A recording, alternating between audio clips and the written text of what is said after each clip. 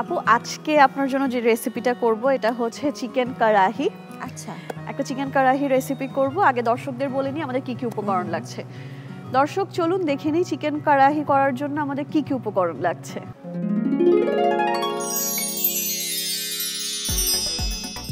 Recipe chicken karahi. উপকরণ: chicken 400 গ্রাম, টক দই 3 চা চামচ, তেল পরিমাণ মতো, পেঁয়াজ কুচি আধা কাপ, লবণ স্বাদমতো, আদা বাটা 1 চা চামচ, পানি পরিমাণ মতো, রসুন বাটা 1 চা চামচ, মরিচ গুঁড়া আধা টেবিল চামচ, গরম মশলার গুঁড়া আধা চা চামচ, টমেটো বাটা পরিমাণ মতো, তেজপাতা 1টি, দারুচিনি 1 টুকরো, এলাচ 1টি, কাঁচামরিচ 3টি, ঘি 1 চা চামচ, লেবুর রস 1 চা চামচ, ধনে পাতা কুচি পরিমাণ মতো। দেখে নিনের উপকরণগুলো, চলে যাচ্ছি মূল রান্নায়। তো যেটা বলছিলাম যে চিকেন কারাহি করব। ইউজুয়ালি আমরা হচ্ছে ইফতারে অনেক সময় থাকে যে আমরা একটু ছোলা বুটা অ্যাভয়েড করে অনেক সময় পরোটা নান দিয়ে কিছু খেতে চাই, একটু গ্রেভি টাইপের কিছু। সো ওই টাইমে কিন্তু আমরা এই রেসিপিটা অবশ্যই করতে পারি। অনেক সময় গেস্ট আসলেও আমরা চাই একটু ডিফারেন্ট কিছু ট্রাই করার, তখনও আমরা অবশ্যই রেসিপিটা করতে পারি। আর এটা কিন্তু খুবই কুইক, একদমই কুইক হয়ে যাবে। আসলে আমাদের লাইফ এখন এত ব্যস্ত, কুইক কিছু ছাড়া আসলে রান্না করা খুবই ডিফিকাল্ট হয়ে যায়। আমরা যারা কাজ করি বাইরে, সেটা অভিনয় বলো বা অফিস বলো, অফিস থেকে যাওয়ার পরে এত টায়ার্ড লাগে, মনে হয় যে আবার রান্না করো। যদি কুইক কিছু হয় তাহলে আসলে জীবনটা একটু ইজি হয়ে যায়।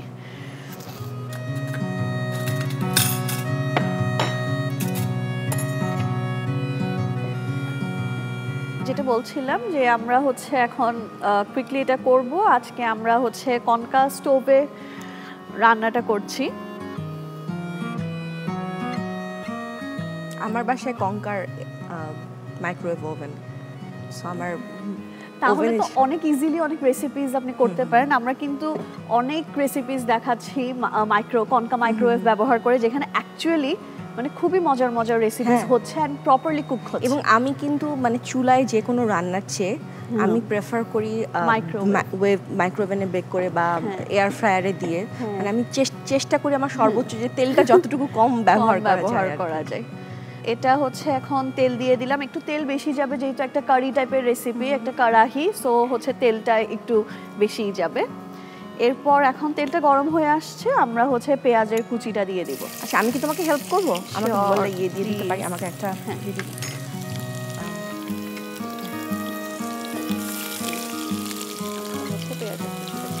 এখানে কতটুকু পেঁয়াজ আছে? এখানে আমরা হাফ কাপের মতো পেঁয়াজ কুচি ব্যবহার করলাম। আর হচ্ছে এটা আমরা একটু ব্রাউন হয়ে আসার জন্য ওয়েট করব। সো যাতে একটু ফাস্ট ব্রাউন হয় তাই আমরা সল্টটা এটা অ্যাড করব।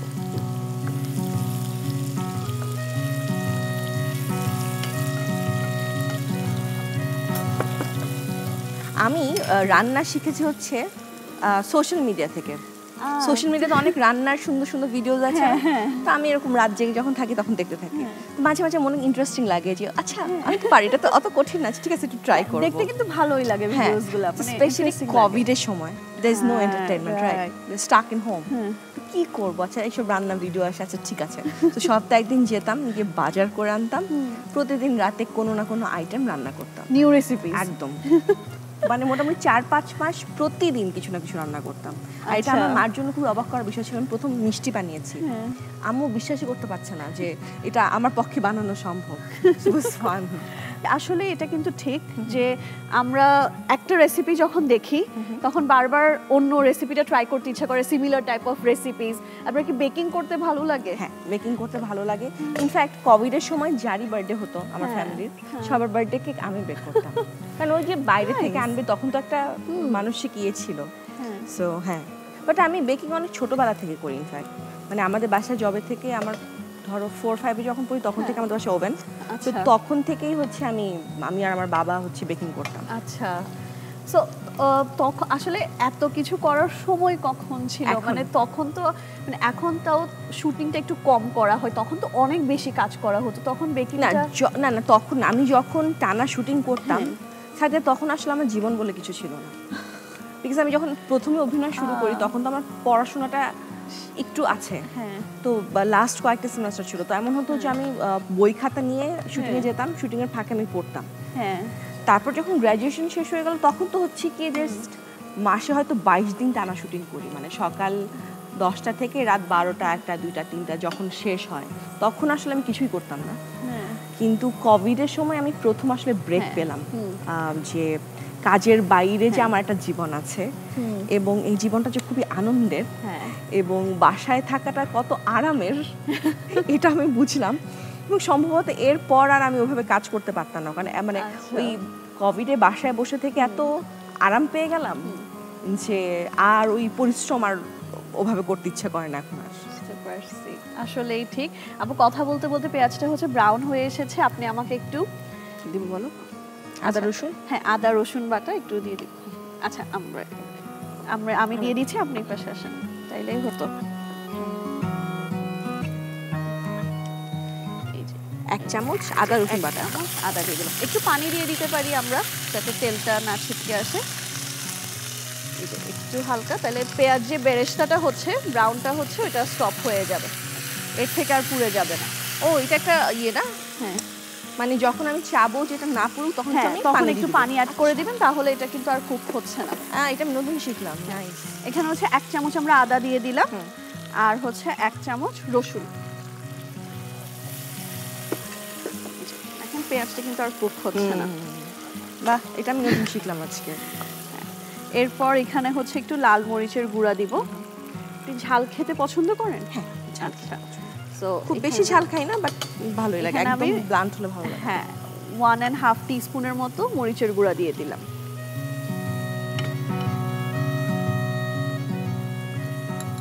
এখানে গরম মশলা দিচ্ছি 1/2 চা চামচের মতো। এটাকে আমরা একটু ভালোভাবে কষিয়ে নিব। আর একটু পানি দেওয়া, হ্যাঁ, আর একটু পানি দিয়ে আমরা এটা কষিয়ে নেব। অল্প একটু পানি, বেশি পানি দিব না, কারণ এটাতে আমরা একটু মাখা মাখা চাই। হ্যাঁ, এটা মেইন ইনগ্রেডিয়েন্ট যেটা, এটা হচ্ছে টমেটো বেসড একটা কারি হয়, সো এটাতে পুরো টমেটো পিউরি যাবে। আচ্ছা, পুরো টমেটো পিউরির উপরই চিকেনটা হচ্ছে কুক হবে। আচ্ছা, আমার মা টমেটো সিজনে অনেক করে, মানে আমি যখন ছোট আমি এমনও দেখেছি আমার মা 30 কেজি টমেটো কিনে সেটাকে হালকা বয়েল করে তারপর ব্লেন্ড করে বটলে করে ডিপ ফ্রিজে রেখে দেয়, স্টোর করে রেখে দেয়। এখন তো সুপার শপের কারণে আমরা সারা বছর টমেটো পাই, কিন্তু আগে তো ব্যাপারটা এরকম ছিল না। কারণ আমার মা সব তরকারিতে আমার ধারণা একটু টমেটো পেস্ট দেয়, কারণ আমরা একটু ঝাল এবং মশলা কম খাওয়ার চেষ্টা করি। তো সেক্ষেত্রে দেখা যায় তরকারিতে কালার আসে না, গ্রেভি কালারটা যাতে একটু আসে সেটার জন্য আমরা অনেক টমেটোর পেস্ট খাই, আর গ্রেভিও একটা থিকনেস আসে টমেটো পেস্ট অ্যাড করলে। এখন মশলাটা অলমোস্ট কষানো শেষ, আমরা এখন হচ্ছে টমেটো পেস্টটা দিয়ে দিই। আমি একটু দিয়ে দিচ্ছি,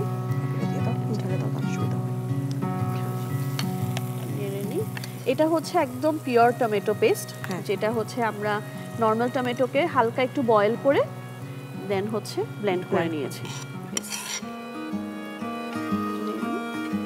কালারটা খুব সুন্দর লাগছে, অলরেডি খুব সুন্দর কালার এসেছে।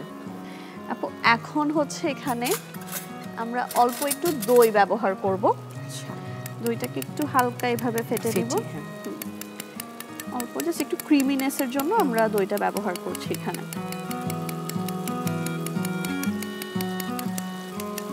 এটা আমরা নাড়তেই ব্যবহার করব, তাহলে হচ্ছে আর কোনো লাম্পস থাকবে না। আমরা এখানে জাস্ট ক্রিমি দইটা 3 চা চামচের মতো দিয়ে দিলাম। এই তো খুব সুন্দর একটা কালারও চলে এসেছে। হ্যাঁ, একদম। আর এই মোমেন্টে হচ্ছে আমরা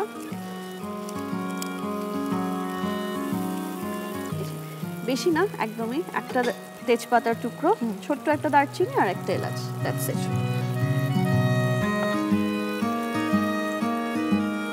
আর হচ্ছে 3টে আস্ত কাঁচামরিচ, কেউ যদি ঝাল খেতে চায় তখন এটাকে ভেঙে বা কেটে দিতে পারে। কাঁচামরিচের যে ফ্লেভারটা অ্যাড হয় যে কোনো কিছুতে দেওয়ার পরে, মানে আমার খুবই ভালো লাগে, যে অলরেডি ঘ্রাণ আসা শুরু হয়ে গেছে। আসলে আমরা কিন্তু দেখতে পাচ্ছি তেলটা কিন্তু উপরে উঠে গিয়েছে আপু, তাহলে কষানোটা অলমোস্ট কষানোটা প্রপার ডান। এখন হচ্ছে যে চিকেনটা আছে আমি স্পুন দিয়ে চিকেনটা দিই, কারণ আমি এক্সট্রা পানিটা হচ্ছে দিব না। এখানে কতটুকু চিকেন আছে? এখানে অ্যারাউন্ড 300 to 400 গ্রামসের মতো চিকেন আছে।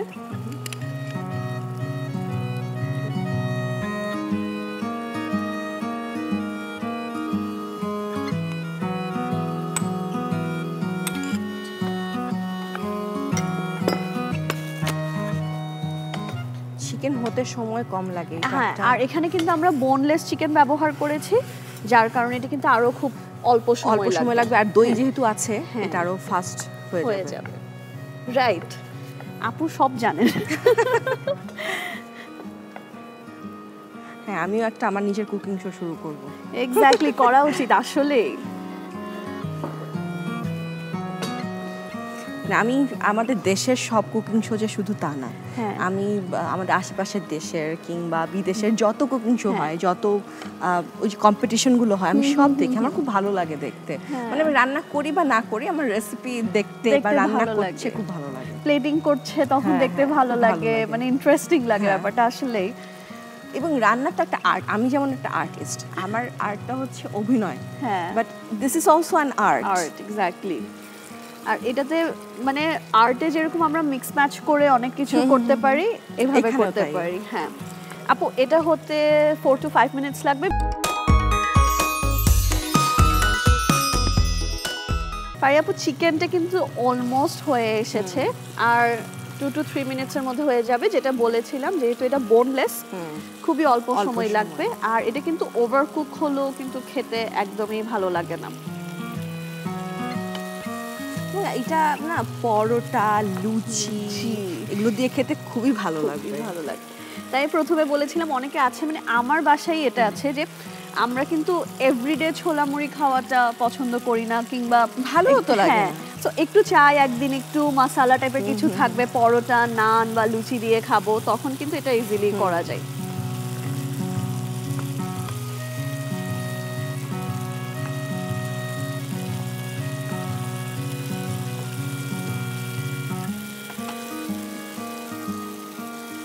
এটা যেহেতু অলমোস্ট শেষের দিকে, এখন হচ্ছে আমাদের যে বাকি ইনগ্রেডিয়েন্টগুলো আছে, যেমন এখানে আমি একটু ঘি দিব, জাস্ট 1 চামচ, একটা ফ্রেগনেন্সের জন্য। জাস্ট 1 চামচ ঘি দিয়ে দিলাম।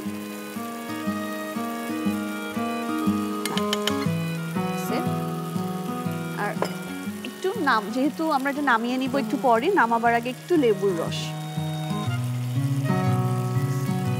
ইনফ্যাক্ট চাইলে মনে হয় যে চিকেনটাকে যখন আমরা রেখে দিয়েছিলাম তখনও লেবু রসটা দিয়ে ম্যারিনেট করা আছে। তো হ্যাঁ, ম্যারিনেটটা আসলে করি না, যেহেতু এটা অলরেডি গ্রেভিতে কুক হবে।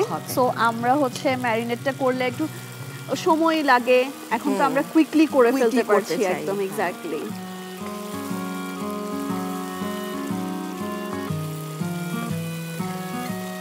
তো টমেটো পেস্টের কারণে এটার কালারটা একদম রেড একটা কালার আসছে। কোরিয়ান্ডার দিয়ে দিব আমরা। ভীষণ সুন্দর লাগছে দেখতে। আর কোরিয়ান্ডারের ফ্লেভারটা যাতে একদম মানে চিকেনের সাথে মিশে যায়। ধনে পাতা দিলে কিন্তু একটা আলাদা মানে ফ্লেভার লাগে আমার কাছে। আমার কাছে ধনে পাতা খুবই পছন্দ, কেন জানি। অনেকে আছে অপছন্দ করে, আমি না আগে পছন্দ করতাম না। আমি খালি ভাবতাম এই পাতাটা কেন দেয় সবকিছুর মধ্যে। Now I know when I started cooking যে এটা আসলে একটা ডিফারেন্ট ফ্লেভার অ্যাড করে। এক্স্যাক্টলি। সো এটা কিন্তু ডান। আমি চুলাটা বন্ধ করে দিচ্ছি।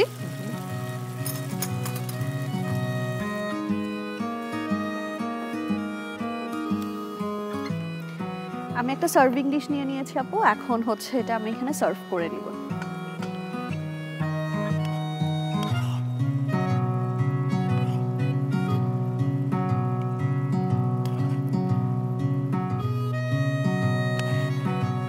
অল্প সময় কি সুন্দর একটা মানে রেসিপি হয়ে গেল। একদম না, আসলে সবাই রমজানে এমন রেসিপিজই চাই যেগুলো খুব অল্প সময়ে করে ফেলতে পারি, যেটা আপনি বলেছেন যে অফিস থেকে এসে। তারপর আর যারা রোজাও রাখে, রোজা রেখে তো যে কোনো কাজ করাও অনেক ডিফিকাল্ট, মানে কষ্ট হয়ে যায়।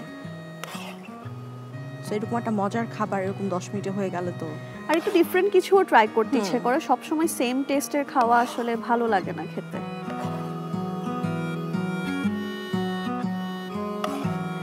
পুরোটাই সার্ভ। তোমার এই রান্নার প্রতি যে ভালোবাসা সেটা মানে কবে থেকে শুরু? আমার অনেক ছোটবেলা থেকে, আপনার মতো না। যে আমার ছোটবেলায় মানে রান্না করতে ভালো লাগতো না, খেতে ভালো লাগতো, কিন্তু বড় হওয়ার পর থেকে এখন করতে ভালো লাগে। হ্যাঁ, ইনফ্যাক্ট আমি যখন ছোট আমার মা হচ্ছে সিদ্রিকা কবির রেসিপি দেখতো টিভিতেই, তো আমিও তখন বসে থাকতাম সেই টিভির সামনে যে কখন অনুষ্ঠানটা শুরু হবে, কখন দেখবো। আমিও আপনার মতো মানে বিভিন্ন আমাদের দেশের আশেপাশের দেশের সব কিছুর মানে রেসিপিস গুলো নিয়ে দেখতে আমার খুব ভালো লাগতো। আসলে অনেকটা আমার রান্নার শুরু কিন্তু রেসিপিস দেখে দেখে, মানে মনে হতো যে এটা ট্রাই করলে খুবই ভালো হবে। এভাবে ট্রাই করতে করতে আসলে যখন সবাই অ্যাপ্রিশিয়েট করা স্টার্ট করে তখন অটোমেটিক্যালি ভালো লাগে। এটা হচ্ছে আমি একটু হালকা জাস্ট কোরিয়ান্ডার দিয়ে গার্নিশ করব, বেশি কিছু দিব না, কারণ ইটসেলফ এটা এত দেখতে অনেক colourful. Exactly.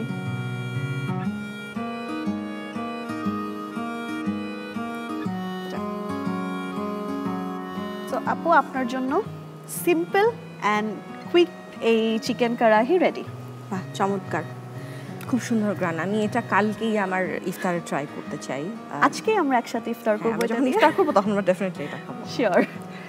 Thank you for having me and teaching me this very কি বলবো quick and yummy recipe. Thank you so much আপু। Thank you. দর্শক চলুন দেখে নিই চিকেন কারাহির প্রস্তুত প্রণালীটি আরও একবার।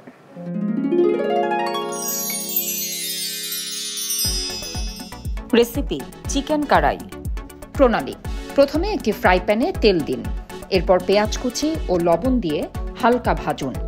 এরপর আদা বাটা, পানি, রসুন বাটা, মরিচ গুঁড়া, গরম মশলার গুঁড়ো, টমেটো বাটা, টক দই, তেজপাতা, দারুচিনি, এলাচ ও চিকেন দিয়ে ভালোভাবে রান্না করুন। সবশেষে ঘি, লেবুর রস এবং ধনেপাতা কুচি দিয়ে কিছুক্ষণ রান্না করে নামিয়ে সাজিয়ে পরিবেশন করুন মজাদার চিকেন কারাই। দর্শক দেখে নিলেন প্রস্তুত প্রণালী। আপু থ্যাংক ইউ সো মাচ, আপনার বিজি স্কেডিউল থেকে আমাদেরকে সময় দিয়েছেন। খুবই ভালো লেগেছে, একসাথে রান্না করেছি, আড্ডা দিয়েছি, খুবই ভালো লেগেছে। আর কনকা পরিবারের তরফ থেকে আপনার জন্য রয়েছে একটা gift. Thank you so much. Konka product তো খুবই ভালো। সো আরেকটা অ্যাড হলো আমার বাসায় মাইক্রোওয়েভের পাশাপাশি। Thank you for having me. Thank you so much আপু, থ্যাংক ইউ।